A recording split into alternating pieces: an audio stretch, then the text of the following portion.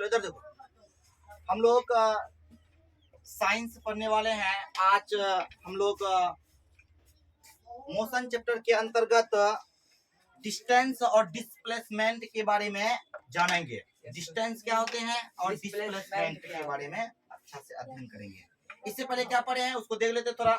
हम लोग शुरू से जो पढ़े थे वो क्या था, साइंस का परिभाषा भी लिखाए थे। साइंस यानी विज्ञान पढ़ने वाले हैं, विज्ञान का परिभाषा हम लोग बताए थे अच्छे से कि मनुष्य के सोच और प्रयोग से प्राप्त ज्ञान को विज्ञान कहते हैं। फिर विज्ञान दो भागों में बांटा गया है, एक फिजिकल साइंस और एक बायोलॉजिकल साइंस। तो फिजिकल साइंस जो था इसका परिभाषा अगर बोला जाए, पूछा जाए तो हम लोग कहेंगे कि विज्ञान की वह शाखा जिसमें निर्जीव वस्तुओं का या निर्जीव वस्तुओं के बारे में विस्तारपूर्वक अध्ययन करते हैं। इसे हम लोग क्या कहते हैं? फिजिकल साइंस यानी भौतिकी विज्ञान कहते हैं, समझे। अब उसके बाद बायोलॉजिकल साइंस पढ़ेंगे यानी जीव विज्ञान किसे कहते हैं? कहते हैं कि विज्ञान की वह शाखा जिसमें सजीव वस्तुओं के बारे में विस्तारपूर्वक अध्ययन करते हैं, उसके बारे में पढ़ते हैं। उसी को हम लोग क्या कहते हैं? बायोलॉजिकल साइंस कहते हैं। फिर फिजिकल साइंस जो है वो दो प्रकार के होते हैं। कितने प्रकार होते हैं? दो प्रकार। एक फिजिक्स और एक केमिस्ट्री, दो भागों में बटा होते हैं। तो एक फिजिक्स और एक केमिस्ट्री। तो ये सारी चीजें हम लोग पढ़ चुके हैं। हम लोग को जो मेन पढ़ना है भी इस चीज को देखते हैं। कई सारे चीज पढ़े हैं। ये सारी चीज यहाँ पर जीव विज्ञान, विज्ञान का प्रकार, भौतिक विज्ञान, जीव विज्ञान, भौतिक शास्त्र, उसका रसायन शास्त्र वगैरह बढ़िया से अच्छा परिभाषा भी दिखा दिए हैं। फिर इसके अंतर्गत हम लोग यहाँ पर फिजिक्स, केमिस्ट्री, बायो में अलग अलग तरह से हम लोग फिजिक्स पकड़ेंगे, केमिस्ट्री पकड़ेंगे, बायो पकड़ेंगे, तो विज्ञान में सारा चीज पढ़ेंगे। तो अभी हम लोग एक चैप्टर में आए हैं, मोशन चैप्टर, यानी मोशन क्या है इसका परिभाषा भी लिखा है। फिर रेस्ट क्या है इसके बारे में बताया है। फिर बताया कि रेस्ट और मोशन में क्या संबंध है। कोई वस्तु की अपेक्षा होता है, समय के साथ बदलाव होता है, वो रेस्ट में और विराम का स्थिति जानते हैं। कौन रेस्ट में, कौन विराम में है, तो वहां से हम लोग अच्छा तरह से जान चुके हैं। फिर आते हैं सर, गति जो होती है वो गति 5 प्रकार के होते हैं। कितने प्रकार होते हैं? 5 प्रकार के होते हैं। कौन कौन होते हैं तो हम बताए थे। रेखिक गति, उसके बाद दूसरा था वृत्तीय गति, उसके बाद क्या बताए थे? दोलनिक गति, उसके बाद गति। तो इसके बारे में बढ़िया से पढ़ चुके, एग्जाम्पल वगैरह सारा चीज दे दिए हैं। अब आते हैं फिर इसके अंतर्गत हम लोग विमाओं के बारे में बताए थे, यानी मात्रक राशि। फिर राशि 2 प्रकार के होते हैं, सदिश अदिश, है ना। फिर भौतिक राशि जो था जिसे मापा जा सके उसे भौतिक राशि कहते हैं। भौतिक राशि 2 प्रकार के होते हैं, सदिश राशि और अदिश राशि। तो सदिश राशि जिसमें परिमाण के साथ साथ दिशा होते हैं, और अगर परिमाण के साथ साथ दिशा ना हो तो वो अदिश होगा। अगर परिमाण के साथ साथ क्या हो, दिशा हो, तो उसको हम लोग बोलते हैं सदिश राशि, समझे। तो ये सारी चीजें जान चुके हैं। अब आते हैं डिस्टेंस क्या है। अब डिस्टेंस के बारे जानते हैं। तो हम बताते हैं कि डिस्टेंस जो होते हैं, करा किसी वस्तु द्वारा, क्या करा, किसी वस्तु द्वारा तय की गई रास्ते की कुल लंबाई को हम लोग क्या बोलते हैं? दूरी कहते हैं। क्या कहते हैं जी? दूरी। अरे तुम लोग कहाँ पे हो, सोया हुआ है क्या? नहीं तो बोलो। तो हम लोग इसको क्या बोलते हैं? दूरी बोलते हैं। यानी किसी वस्तु द्वारा तय की गई रास्ते की लंबाई को दूरी कहते हैं। दूरी कहते हैं। अब हम लोगों को दूरी जो होता है टोटल लंबाई होते हैं। अब फिर आगे कहता है कि दूरी एक अदिश राशि है। क्या है? दूरी एक अदिश राशि है। सर कैसी आप बात करते हैं कि अदिश राशि है? क्यों अदिश जानेंगे तब ना। अदिश के बारे में बता दिए हैं। इसमें परिमाण के साथ साथ क्या, दिशा नहीं होते हैं, है ना। परिमाण के साथ साथ दिशा नहीं होते हैं। परिमाण के साथ साथ दिशा नहीं हो तो उसे अदिश राशि कहते हैं। तो सर इसमें जो दूरी तय करते हैं तो दूरी में तो दिशा ना है, तो सही बात है, दूरी में दिशा नहीं होता है। क्योंकि अगर तुम किसी जगह पे जाना चाहते हो तो गाड़ी स्टार्ट करते हो, जहाँ पहुँचते हो, जब स्टार्ट हुआ 0, जब वहाँ पहुँचे तो मान लो 5 किलोमीटर तय किए, तो क्या वो 5 किलोमीटर सीधा गया है? वो तेरा मेरा कई सब दिशा में गया है। तो इसीलिए उसको हम लोग बोलते हैं अदिश राशि, क्योंकि उसमें परिमाण के साथ साथ दिशा नहीं है। दिशा होगा तब वो सदिश होता है। तो यहाँ पर दूरी क्या है? अदिश राशि है। दूरी क्या है? अदिश राशि है। समझ में आ गया? जैसे फिर कहता है सर इसका SI मात्रक क्या होता है? इसका SI मात्रक के बारे में बता दिए। तो मात्रक के बारे में बता दिए। तो यहाँ पर दूरी का जो SI मात्रक होते हैं वो क्या होते हैं? मीटर होते हैं। और CGS मात्रक क्या होता है? सेंटीमीटर आ जाएगा। CGS मात्रक क्या आ जाएगा? सेंटीमीटर। छोटा है ना, छोटा रहेगा तो सेंटीमीटर में मापेंगे, बड़ा रहेगा तो किलोमीटर में, अगर मीडियम में रहेगा तो SI में अगर मीटर में काम करेंगे, समझिए। बड़ा दूरी को मापने के लिए किलोमीटर का यूज करेंगे। अब यहाँ पर हम लोग मीडियम में चाहते हैं, जो SI मतलब जो पूरा सिस्टम में चलता है वो क्या होता है? मीटर होता है। उसे हम लोग M द्वारा सूचित करते हैं। फिर आते हैं सर, यहाँ पर हम लोगों को बताइए कि दूरी जो होते हैं, एक एग्जांपल द्वारा बताइए। अब A से B तक, B से C, C से D, D से E, E से F तक कोई वस्तु चलना चाहता है, तो कितना दूरी तक? 5 किलोमीटर तय किया, 5 मीटर तय किया, 2 मीटर तय किया, 8 मीटर तय किया, 9 मीटर तय किया, 12 मीटर तय किया। तो इसमें से यहाँ पर देखो कि अतः करके दूरी निकालने लेकर रहा, तो दूरी कितना हो जाएगा? कुल लंबाई हो जाएगा, कुल लंबाई हो जाएगा। तो सबको जोड़ दो, AB plus BC plus CD plus DE plus EF, तो 5 प्लस 2 प्लस 8 प्लस 9 प्लस 12, इसको जोड़ देंगे तो 36 मीटर हो जाएगा। कितना हो जाएगा? 36 मीटर हो जाएगा। तो इसी तरह से हम लोग को दूरी के बारे में अच्छा तरह से जान चुके हैं, कोई दिक्कत नहीं है।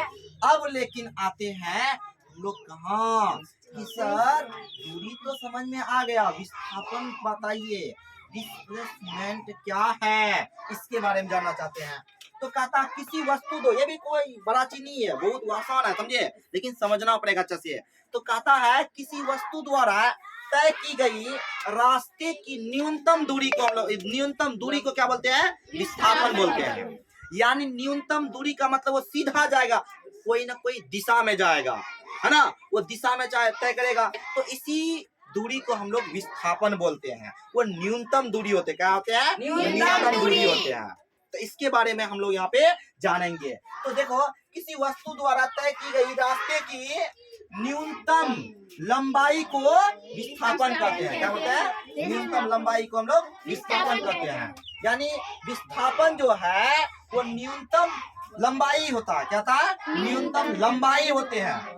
फिर दूसरा परिभाषा का किसी वस्तु के प्रारंभिक मतलब जानते हो, जहाँ से शुरू हो रहा है उसी को प्रारंभिक बोलते हैं, जहाँ अंतिम रुक जाता है वहाँ पे हम लोग बोलते हैं अंतिम, है ना। तो प्रारंभिक किसी वस्तु के प्रारंभिक और अंतिम स्थिति के बीच के न्यूनतम दूरी को विस्थापन कहते हैं। विस्थापन एक सदिश राशि है। देखो यहाँ पे आप देखो कितना अच्छी बात आया। फिर कहता है कि विस्थापन एक क्या है? सदिश राशि है। सर क्यों सदिश राशि होगा यहाँ पे? तो इसलिए सदिश होगा क्योंकि इसमें जो है परिमाण के साथ साथ दिशा है, इसीलिए इसको हम लोग क्या बोलते हैं? सदिश राशि बोलते हैं, है ना। तो इसका SI मात्रक भी क्या था? मीटर होता है। M द्वारा ही सूचित करते हैं। इसका SI मात्रक जो होता है मीटर होता है। अगर CGS मात्रक पूछा जाए तो सेंटीमीटर आ जाएगा, समझे। तो अब फिर कहता है यहाँ पे सर एक चित्र द्वारा हमको दिखाइए कैसे। तो यहाँ पर देखो A बिंदु है, क्या है? A बिंदु है, और यहाँ B बिंदु है।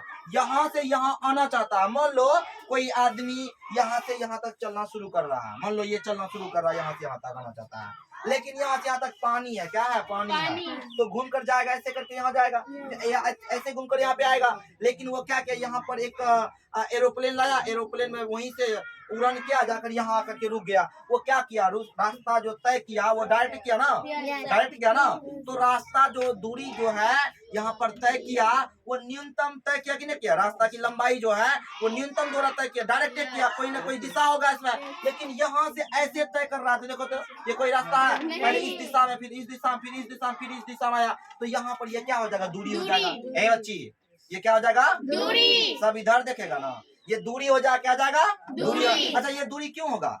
क्योंकि यहाँ पर जो तय कर रहा है वो घूम कर रहा है। क्या कर रहा है? घूम कर रहा है। यहाँ भी घूम कर रहा है, यहाँ भी टेढ़ा मेढ़ा, इसलिए दूरी है। लेकिन विस्थापन क्या कहा था? सीधा होना चाहिए। तो यहाँ पर ये और ये जो गया है ये विस्थापन है। क्या है? ये विस्थापन है। तो विस्थापन समझ में आना चाहिए, मतलब कि समझ में आना चाहिए कि विस्थापन जो होते हैं वो सीधा दूरी तय करता है, सीधा जो है यानी लंबाई तय करता है, इसी को हम लोग विस्थापन कहते हैं। समझ में आ गया अच्छे से? फिर अब आते हैं, फिर कहता है सर दूरी और विस्थापन में क्या अंतर है? सवाल फिर आया कि दूरी और विस्थापन में क्या अंतर है। तो देखो यहाँ पे अच्छा से ध्यान से देखो, अच्छा से कह रहा दूरी और विस्थापन में अंतर। यहाँ पर दूरी दिया गया, यहाँ पर विस्थापन दिया गया है। तो यहाँ पे देखो ये है और यहाँ पर ये है।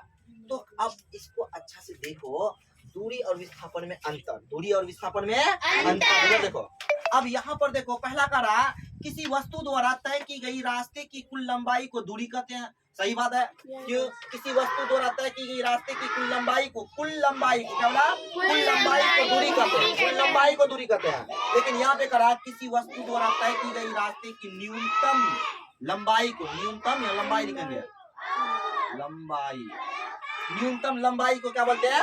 विस्थापन बोलते हैं। क्या बोलते हैं? विस्थापन बोलते हैं। फिर देखो दूसरा, एक हो गया अंतर, एक अंतर हो गया, मतलब विपरीत होना चाहिए। ये जैसा हुआ वैसा नहीं होना चाहिए, जस्ट उसका विपरीत होना चाहिए। अब देखो दूरी एक सदिश अदिश राशि है, दूरी का एक अदिश राशि है, लेकिन यहाँ पे विस्थापन अंतर हुआ कि नहीं हुआ? फिर कहता है दूरी हमेशा धनात्मक या शून्य होता है। दूरी जो हमेशा धनात्मक या शून्य होगा, ऋणात्मक नहीं हो सकता, ऋणात्मक नहीं हो सकता। लेकिन विस्थापन जो है धनात्मक भी होता है, ऋणात्मक भी होता है, शून्य भी होता है, कुछ भी हो सकता है। क्या हो सकता है? कुछ भी हो सकता है। कौन? विस्थापन। कौन? विस्थापन कुछ भी हो सकता है। यानी यहाँ पे विस्थापन धनात्मक, ऋणात्मक, शून्य कुछ भी हो सकता है। समझ में आ रहा है अच्छे से? फिर देखो ये जो अंतर हम लोग याद कर लेंगे, कोई दिक्कत होगा? अभी शुरुआत है, अभी मान लो कि साइंस तुम लोग बेसिक पढ़ रहे हो। क्या पढ़ रहे हो? बेसिक पढ़ रहे हो। अभी हल्का हल्का चीज जानते हो, उसके बारे में अध्ययन करते हो, धीरे धीरे बहुत सारा चीज के बारे में जानेंगे, है ना? तो इसीलिए देखो यहाँ पे एक क्वेश्चन और आता है, कहता सर डिस्प्लेसमेंट भी जान गए, डिस्टेंस भी जान गए, मात्रक वगैरह भी जान गए हैं, तो एक बार ऐसा करते हैं ना, इस क्वेश्चन को बना लेते हैं। एक क्वेश्चन कर रहा, क्या कर रहा? क्वेश्चन कर रहा यदि कोई वस्तु बिंदु ए से चलना प्रारंभ करती है, बिंदु ए से चलना प्रारंभ करती, देखो बिंदु ए से चलना प्रारंभ करती, इसको मिटाते हैं। देखो ध्यान देखो अच्छे से, इसको क्या करेंगे वो देखो अच्छे से। यहाँ पे कह रहा है कि ये जो है इसको मिटा देते हैं। ये समझ में आ गया ना? देखो देखो ना, तो यहाँ पे कह रहा है कि इसको हम लोग यहाँ पे बनाएंगे सवाल को।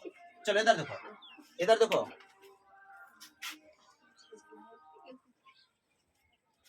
देखो यहाँ सॉल्यूशन करेंगे। कह रहा कि यदि कोई वस्तु बिंदु ए से चलना प्रारंभ करती है और बिंदु ए बी सी एवं डी होते हुए बिंदु ई तक पहुंचती है, तो रास्ते की कुल लंबाई निकाले। तो आराम से निकाल सकते हैं, क्योंकि रास्ता अगर हम मान लो यहाँ से अररिया जाना चाहते हैं, जहाँ जहाँ रुके, जहाँ जहाँ तय किए, जहाँ घूमे, वहां से हम लोग क्या करेंगे? सबको जोड़ने का काम करेंगे। जोड़ करके टोटल आएगा, उसी को हम लोग बोलेंगे दूरी तय किए। तो वही काम करने वाले हैं। तो बोलेंगे यहाँ पर क्या दिया गया है, यहाँ से यहाँ तक जितना दिया है उसी को लिखेंगे अच्छे से। तो यहाँ पर लिखेंगे बिंदु जितना भी दिया है उसको लिखो अच्छे से। पहले गिवन करके लिखना चाहते हो कि नहीं? पहले से डायरेक्ट अतः या डायरेक्ट लिखो कुल दूरी, कुल दूरी, क्या?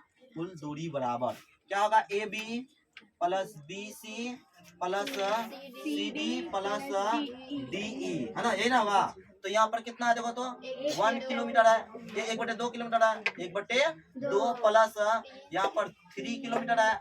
उसके बाद यहाँ पे कितना है? 5/6, यहाँ पे कितना है? 2। तो देखो यहाँ पर 1/2 प्लस 5/6 प्लस 3 2 5, क्या आएगा? तो इसका एलसीएम लेंगे, कितना आएगा? 6 आएगा। 2 दिया प्लस 5 प्लस 6 पंचे 30, 30 5 35, 35 और 3 कितना हो जाएगा? 38, 38/6 कट रहा, काटेंगे यहाँ से 3, उसके बाद यहाँ 19, तो 19/3 इसको अनुपात में निकाल लो, इसको इस तरह से यहाँ पे।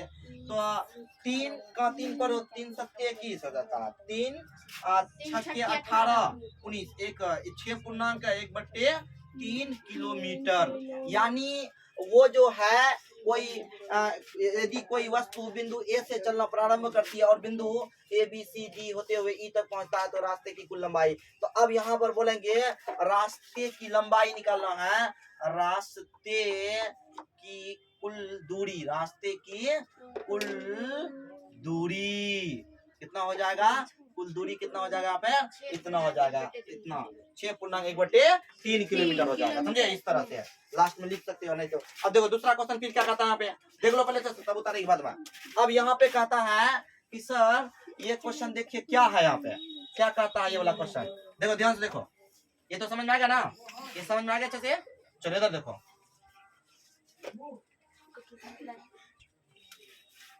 ये क्वेश्चन कहता है कोई आदमी बिंदु ए से बी तक पहुंचता है और फिर वापस बिंदु ए पर आकर रुक जाता है। ए से बी की दूरी 16 किलोमीटर है, तो उस आदमी का दूरी तथा विस्थापन ज्ञात करें। बहुत अच्छा क्वेश्चन आ रहा। एक यहाँ पर देखो, ध्यान से देखो अच्छे से, क्या कर रहा, एक आदमी है, वो बिंदु ए से चलना शुरू करता है, बिंदु ए से चलना शुरू करता है, बिंदु कहाँ आता है, बी तक आता है, लेकिन इस बीच की दूरी कितना है, 16 किलोमीटर है, कितना है, 16 किलोमीटर दूरी है, समझे। तो ये आदमी यहाँ पे चलना शुरू कर रहा है, देखो तो ध्यान से, ये आदमी है चल रहा है, फिर आदमी कहाँ आ गया, यहाँ आ गया, है ना, यहाँ पे आ गया आदमी। ये आदमी जो तय किया वो पहले कितना तय किया बाबू, 16, कितना किया, 16, यहाँ से चलना शुरू किया, यहाँ देखो चलना शुरू किया, चलते चलते यहाँ पर वो 16 किलोमीटर तय किया। जो तय किया तो प्लस हुआ, यहाँ पे आया, है ना रे, यहाँ पे आया।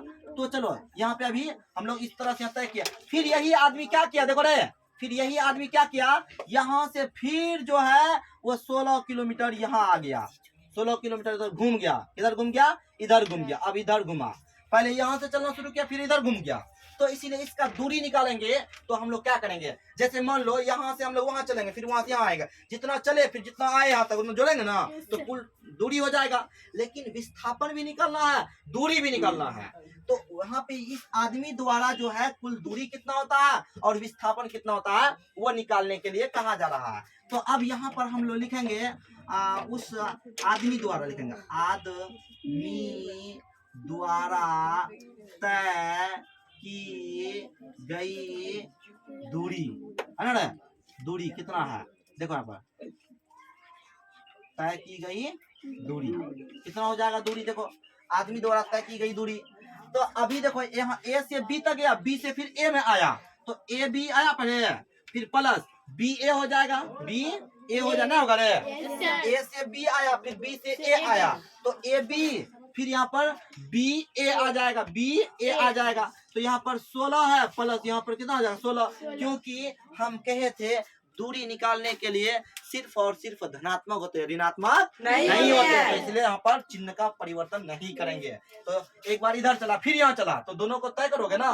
जैसे बोलते हैं कि कोई अररिया गया 16 किलोमीटर तय किया, फिर वहां से वो 16 किलोमीटर तक घर पहुंचेगा ना, 16 और 16 कितना 32 हुआ, तो बोलेंगे कि घर तक पहुंच जाएगा, तो बोलेगा हम आज अररिया गए तो 16 किलोमीटर तय किए, फिर 16 किलोमीटर तय किए, मतलब 32 किलोमीटर तय किए, अररिया आने जाने में लगा। तो यहाँ से आने जाने में कितना हो जाएगा, 32 किलोमीटर, कितना जाएगा 32 किलोमीटर तय हो गया। अब फिर कहता नहीं उसी आदमी द्वारा है विस्थापन ज्ञात कीजिए। अब आदमी का लिखेंगे नाव, यहाँ पर नाव कर देंगे। अब आदमी द्वारा तय की गई विस्थापन का विस्थापन, तो देखो विस्थापन क्या होगा, ए बी प्लस, है ना, बी ए नहीं होगा, बी ए, तो देखो ए बी कितना है प्लस 16 किलोमीटर तय करेगा, ठीक है, प्लस अब जो उल्टा जाएगा तो क्या कहे थे कि अगर डिस्प्लेसमेंट जो था वो ऋणात्मक धनात्मक होता है, विपरीत चिन्ह की ओर जाएगा तो माइनस हो जाएगा, विपरीत ओर जाएगा तो माइनस हो जाएगा। जैसे इधर से गया फिर उधर से आया, तो गया तो प्लस आएगा तो माइनस हो जाएगा, समझे, माइनस हो जाएगा। तो यहाँ पर क्या हो जाएगा, इस तरह से पे प्लस माइनस करके 16 किलोमीटर, तो यहाँ पे 16 प्लस माइनस क्या आ जाएगा माइनस, तो यहाँ पर कट जाएगा, कितना बचेगा 0 बचेगा, मतलब घट जाएगा, कितना बचेगा वह 16 घटा 16, तो कितना आ जाएगा यहाँ पे 0 आ जाएगा, कितना आ जाएगा 0। अतः करके लिखेंगे, अतः आदमी द्वारा तय की गई दूरी कितना हो जाएगा 32 किलोमीटर, ना समझे 32 किलोमीटर। फिर आदमी द्वारा तय की गई विस्थापन का कण कितना हो जाएगा 0 किलोमीटर। समझे? तो इस तरह से यहाँ पर इस सवाल का आंसर इस तरह से होगा। चित्र भी बनाएगा अच्छे से, और यहाँ पर वो तो चित्र पहले से था, इस तरह से उतारो, और इस क्वेश्चन का आंसर यहाँ पे है और इसका आंसर यहाँ पर दिया गया, इस तरह से उतारने का काम करो अच्छे से। बहुत सारा ऐसे क्वेश्चन होते हैं कि जो हम लोगों को अच्छी तरह से समझते हैं लेकिन बना नहीं पाते हैं, तो बनाने की कोशिश करो, समझे? चलो जल्दी से छापो इसको अच्छे से।